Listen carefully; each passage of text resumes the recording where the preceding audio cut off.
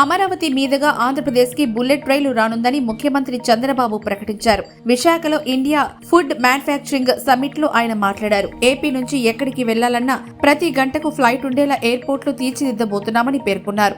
ఉత్తరాది దక్షిణాదిని కలిపే మార్గాలన్నీ ఏపీ నుంచి వెళ్తుంటాయి. అమరావతి, చెన్నై, బెంగళూరు నగరాల మధ్య బుల్లెట్ రైలు రానున్నాయి సీఎం తెలిపారు. ఇందుకోసం హైదరాబాద్, చెన్నై మధ్య high speed elevated train corridor నిర్మాణం చేపట్టేందుకు రంగం సిద్ధమైంది.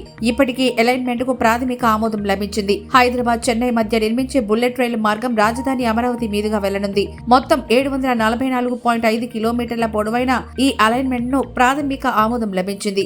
ఈ కారిడార్ లో ఆంధ్రప్రదేశ్ లోని అత్యధికంగా 448.11 కిలోమీటర్ల మేర ట్రాక్ ఉంటుంది.